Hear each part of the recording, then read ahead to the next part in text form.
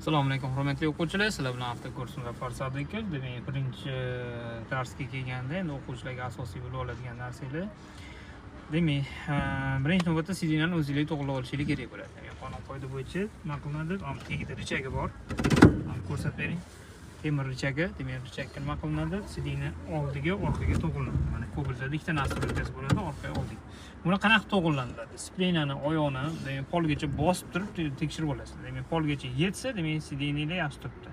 Agarda bu yetmay, zo'rg'a yetadigan bo'lsa, demak, bu sizlar uzoq o'tiribsizlar. Agarda haddan tashqari oyoqni tizzasi bilan tiqilib qoladigan bo'lsa, sizlar yaqin o'tiribsizlar bu. Demak, shunaqa to'g'rilanishi kerakki, tizza mana tagiga tegmasligi kerak. Splenani polgacha bosganingizda, ya'ni chap tomondagi pedalda polgacha bosganingizda oyoq yetishi kerak. O'sha demak eng to'g'rilangan usul hisoblanadi. Mana shunaqa chamalab olasiz. Endi ko'pchilik gradusdan nima qilinadi? Endi gradusdan qiyinroq bo'ladi.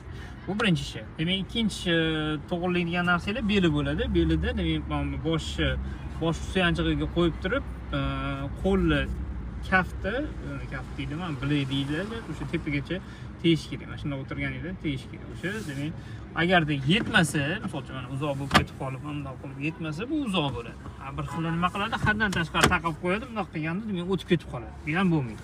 Shuning uchun demak shunaqa to'g'rilanishi kerakki, o'sha bunday qilganingizda sal endi yetyapti. O'shanda bunday qiladigan bo'lsangiz, graduslari ham demak to'g'ri keladi. Birinchi qiladigan ishingizda mana shu CD'ni ham o'zingizlar to'g'rilab olishingiz.